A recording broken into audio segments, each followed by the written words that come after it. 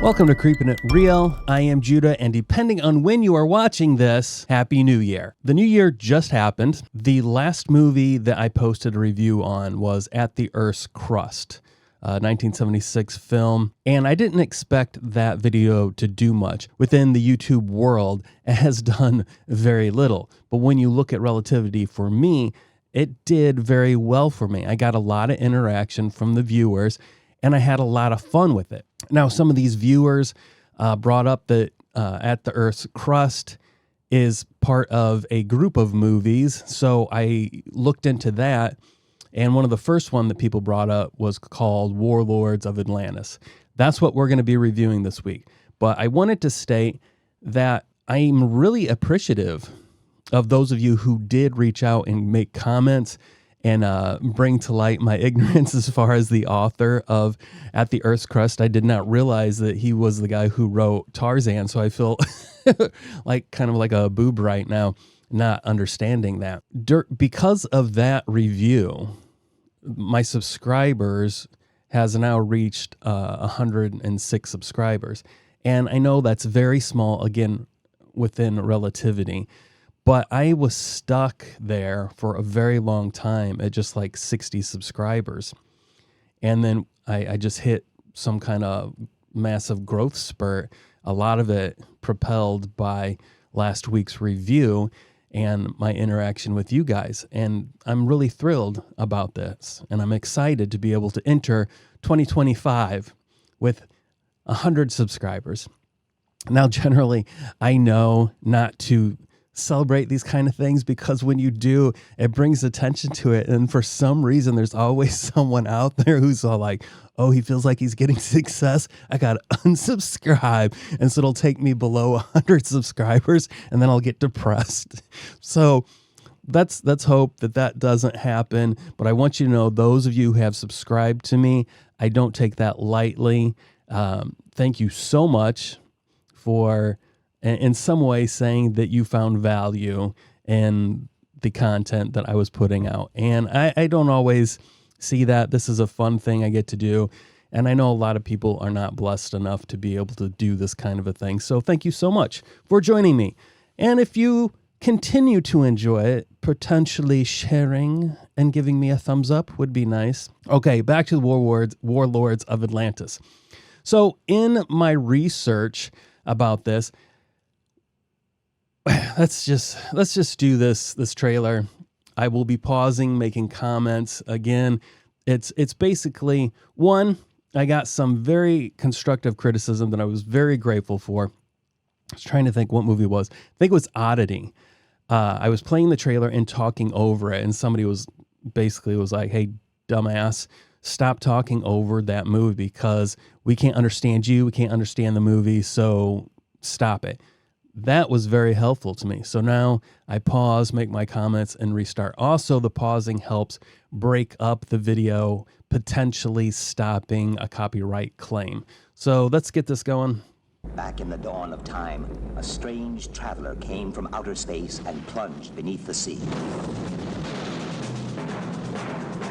Through the centuries, countless ships have disappeared without trace in the Bermuda Triangle. Now, this thing right here, there's some inconsistencies that kind of frustrated me about the movie. This is not like super high tech. It's definitely made to withstand the pressures of the sea. But if you see the bottom here, let's see if I can use it. Yeah, this right here, that's just an open portal, porthole, not portal. And basically, they're just using the pressure. You know, if you've ever taken a cup, they even use this example in the movie. If you take a cup flipped upside down, has all the air in it, and you try to push it down into water, all that oxygen is trapped in there, and it creates an air pocket. Okay, and that's essentially what they're doing right here. There's also a tube running down right here that they're pumping oxygen down into it. But this is very, very iffy right here. But I do believe that, from my memory, that this was kind of like what the early submersives were like. It basically was just, let's trap air in here and lower it down. But also there's this line that was lifting and lowering, controlling the up and down of this underwater thing right here. And so you get the feeling at the beginning that it's very essential for this to stay attached to the boat, because if that snaps, they're not getting back up. It's very part of the stress of the whole situation. You got to keep that in mind, because I'm going to bring it back up. Yet there are men who still dare to probe the mysteries of these dangerous waters. See, there's that porthole. It's just open water right underneath them. No door whatsoever. Okay, now this looks a little cheesy, but that was kind of a jump scare for me when that happened. One, I'm not a big water fan. Okay, I definitely have that fear of what the heck is in the water. Sharks terrify me. The idea of being trapped in this little, like, 2-man iron bubble with no hatch on the bottom that anything could come up in, and being surrounded, there's no escape. So this legitimately, the idea of being in that place brought me a lot of stress and anxiety. It's not necessarily scary, but oh my gosh, the anxiety that I got from this was quite intense.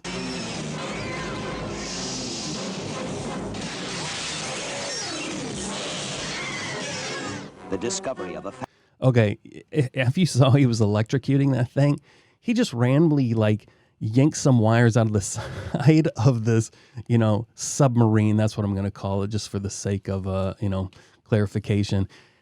He just yanks these wires out the side of the submarine, and he tells the dude, when I jab this into that monster's mouth, hit this switch. So he electrocutes it. But I'm like, bro, what kind of system did you literally just rip out of your submarine that you need to survive underwater? I'm sure it wasn't just let's just run random electrical wires in here in case something comes in. I can rip it out of the wall and electrocute it. So for me, I was like, okay, I know you're faced right now with this monster poking its head in and going to eat you, but maybe we shouldn't be ripping things out of the side of the wall that could kill us also? I don't know. That was just... Okay, here we go. Discovery of a fantastic hidden metropolis under the ocean leads to spectacular action and thrilling adventure in Warlords of Atlantis.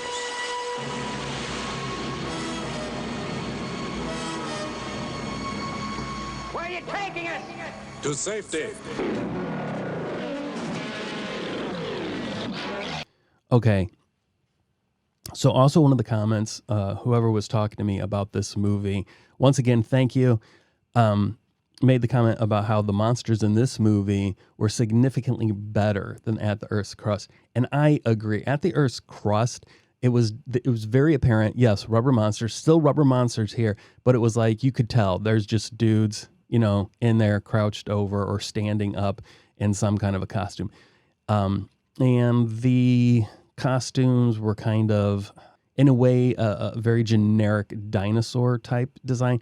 These designs in this are much more horrific, less dinosaur-y. I mean, you could still probably in a very generic way say dinosaurs, but these monsters have way more design to them, and the articulation in them does not feel like it's just a guy in a rubber suit. It feels more alive. And I agree that the monsters are much better in this movie. Starring Doug McClure, Peter Gilmore, with guest stars Sid Charisse and Daniel Massey. We'll not find it on any map. Now, what I read, this character right here, I can't remember his name, but from what I read, Peter Cushing was actually supposed to be in this movie as well, and he was supposed to play this character, but it was filming. Now, you will find different...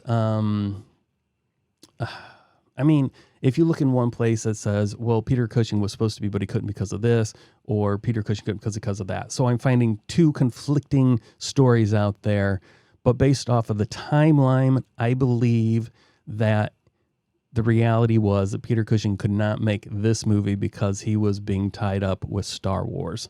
That, to me, based on the timeline, makes a little more sense. other than, I think the other one, somebody was saying he couldn't make it because of reshoots on a movie called Son of Hitler, which I'm not familiar with. But I tend to lead towards the Star Wars. But Peter Cushing was supposed to be this character right here. But you know its name.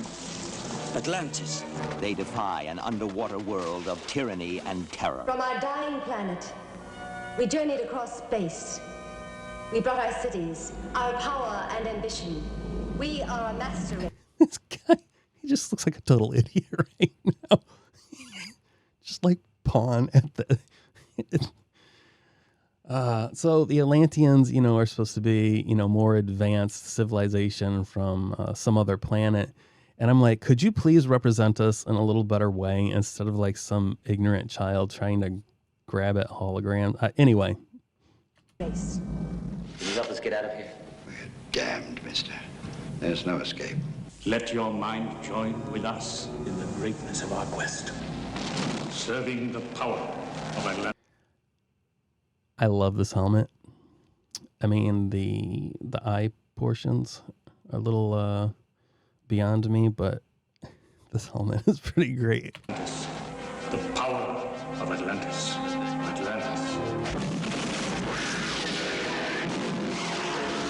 Also, these dinosaurs make some kind of like a jaguar sound, which I felt was a little lame on the part of the people doing the sound effects.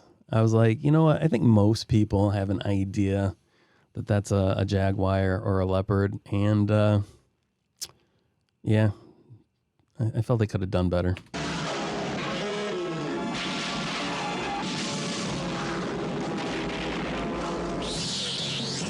This was one of my favorite parts. This is okay. I love the monsters, and I mean, I could see where some of you would be like, "Oh, they're so cheesy and dumb," and I get that.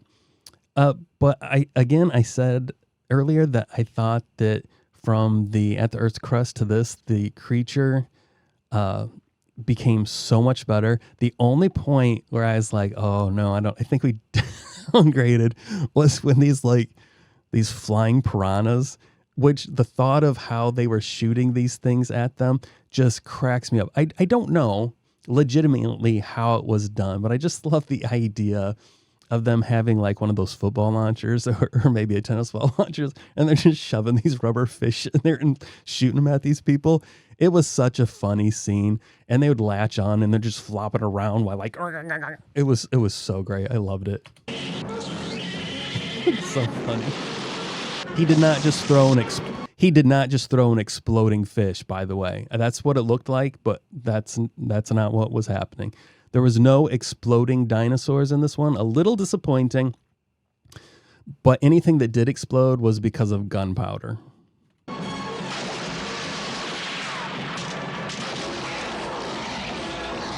Doug McClure and Peter Gilmore join forces to survive a living hell below.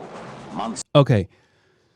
I want to point out, again, that thing that they were under the sea in, it was very evident at the beginning that it floating, being lifted, or sinking was all based off of this tow line that was attached to it.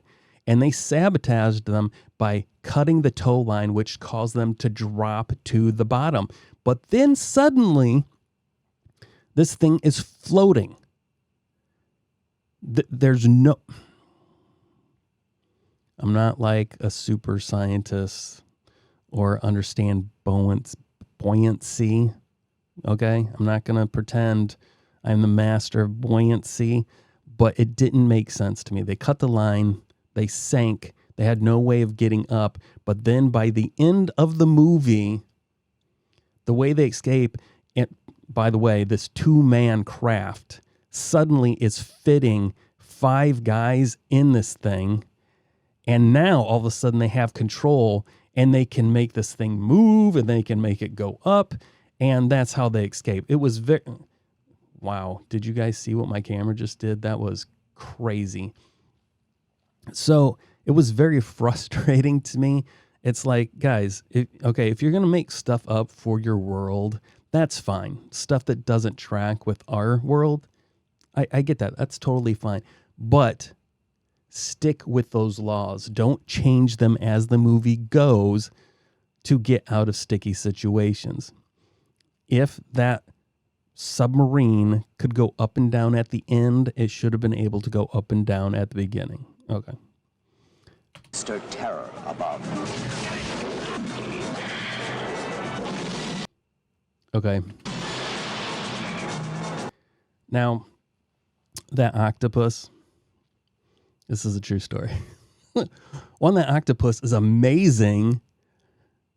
I mean, much better than 20,000 Leagues Under the Sea, but 20,000 Leagues Under the Sea was made in the 50s, and this was made in the 70s, late 70s. So, I mean, had a big time period to work on puppetry there. But there was times when I really felt like the tentacles of this octopus were moving, with a purpose. They weren't just flailing around. Of course, there were many times it felt like the arms were just flailing around. But there were also times when I was like, wow, those arms are really articulate, and it feels like they really have a brain behind them. Here's the true story. Some people might call this a kraken because of how big it is. For the longest time, I'm embarrassed to say this, but when you're a kid, you mishear things, and then you go your whole life pronouncing them that way until you actually see the word or confronted with somebody who tells you that you're stupid and makes fun of you, and then you're scarred for the rest of your life. Because of Clash of the Titans, when the dude holds up Medusa's head and turns that Kraken to stone, I have always thought that it was Graken with a G, not a K. It wasn't until like 8 years ago. I know that's a long time. I know. I'm embarrassed that I think somebody had some alcohol and they liked the logo, and they asked me to find the logo, and it was like Kraken whiskey or something like that. At that point, I saw the spelling and I was like, Kraken? And then I started asking people, I'm like, what? I'm like, Kraken, what is this? And they're like, what do you mean, what is this? I'm like, a K? What kind of bullshit is this? And they're like, that's what it's always been. I'm like, no, it's Kraken. And they're like, no, bro, it's Kraken. That by far, on a scale of worst days in my life, that was probably one of the worst days of my life, on par with my wife leaving me. Now, my wife leaving me has now been around 9 years, I think. And granted, I see no prospects for ever getting another, partner. And I will probably die alone. But I can say that generally in that 9 years that I am doing better now than I did at the day that she left me. But thinking about this Kraken thing, I cannot say that life has gotten better for me since finding out that it was Kraken. So I guess what I'm saying is finding out it was Kraken versus Kraken was actually worse for me than my divorce.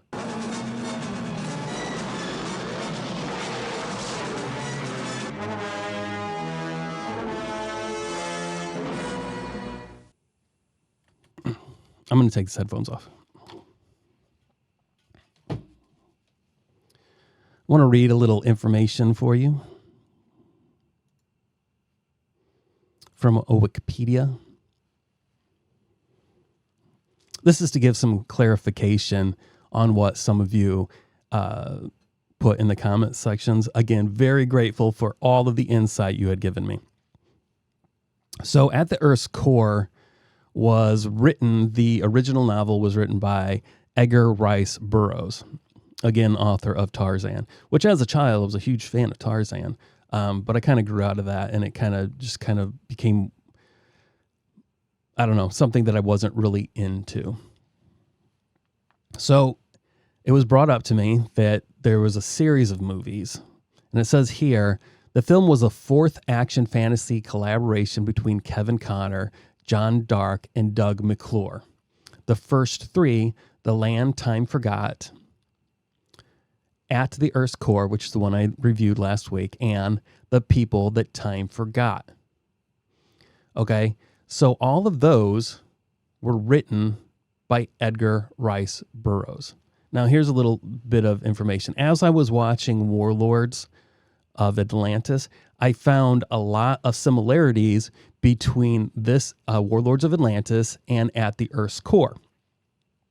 Obviously, Doug McClure being the star, kind of, you know, that's the one already up front. So At the Earth's Core, we got Doug and a professor that are drilling down to the Earth's core. They encounter a prehistoric humans, a less advanced human race that has different cultural aspects to them. I brought up that in that society, if you saw a woman that you liked, you basically just went and claimed her. And if nobody fought back, then she was yours. So if, like in that movie, some dude goes up and grabs the Princess Dia, and Doug McClure saw that she wasn't thrilled with this idea, so he jumps in, punches this guy in the face, and essentially he won. And so Dia was his to claim. Now, he didn't do anything after punching this dude in the face. He kind of just backed off because, you know, he did his man thing. He saw this chick didn't like his advances. He punches this guy, and he's like, okay, it's all good. But everybody's looking at him like he did something wrong. They don't understand. Come to find out that he did Dia a disservice because he didn't claim her as his. He basically was like, punch this dude, didn't claim her, and then made her almost like a pariah because no one else then could claim her. So he like made her an outcast by not claiming her. So he did a bad thing, not understanding the culture. In this movie, instead of Doug and the group encountering like a prehistoric human, they come encounter with advanced humans. Okay, so it's like the same thing, but they just flip the script a little bit. They still encounter a woman. Doug still wants to be the gentleman or whatever, you know.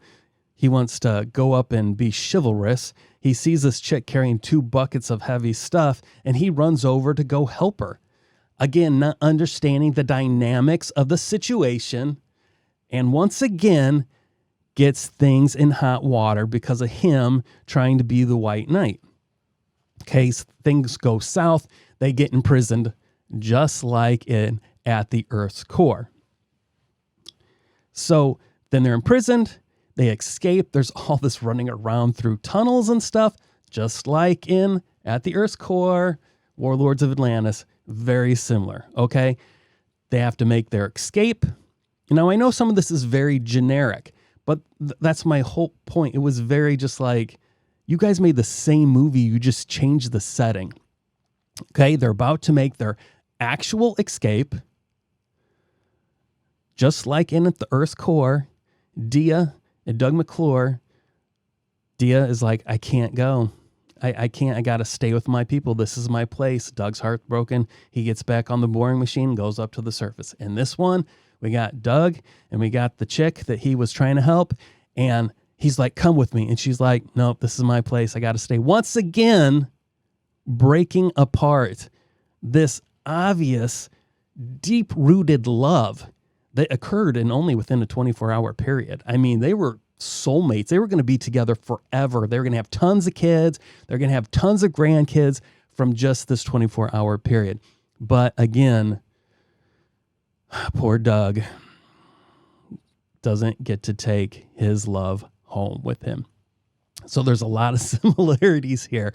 And I was like thinking to myself, man, Edgar Rice Burroughs was really just scraping the bottom of the barrel. He's just running off of his name at this point. He's just rehashing his stories, just changing up some of the places that are... Okay, sorry, Edgar Rice Burroughs. You're probably dead at this point. But it wasn't when I came to find out that this movie Warlords of Atlantis was the only one that was not written by Edgar Rice. That explains to me why this movie was so similar, because it was just a hired gun to take care of this, to keep making things go. I'm only going to be able to recommend this to people who are into this type of thing. These rubber monsters, these stop motion type of thing, these liking miniatures, liking practical effects over CG. And from the comments that I got from at the Earth's core, there are a good number of people out there who are still rabid fans for practical effects versus CG. I can't say that this was a fantastic movie. Just like the last one, it's a goofy movie, but I enjoyed it. This one, again, I enjoyed it. And I was that child in me, seeing and knowing the practical effects that went behind it. And in fact, yes, they did use a miniature for that big octopus, or a kraken, K, but they also had a full-size version of this thing. Let me see if I can find a picture of it. For one, here's a miniature. So I find that really cool. I love it when they actually give things for the actors to react to versus just a green screen and some guy in a green costume holding a ball for people to make eye contact with. But I enjoy that kind of thing. That is more of what really makes me like these kind of movies, is knowing the art that is behind it. And I don't want to trap myself like I did once before. I'm not saying computer graphics is not art. It is, but there's something deeper. There's more of a hands-on that makes it more personal to me. More heart, more blood goes into it. I probably will not do a review for the other movies unless I get another influx of comments like I did from At the Earth's Core. But what's your guys' thoughts as far as those 4 movies that I read off to you? The Land That Time Forgot, At the Earth's Core, The People That Time Forgot, and Warlords of Atlantis. What do you score them? So give me your score. What order do you place these as best? And what other movies has Doug McClure been in that you think that I should check out? So this was another enjoyable rubber monster movie. Thanks for checking it out. I'm Judah. This has been Creepin' It Real. Please like, subscribe, and share, and I'll catch you next week.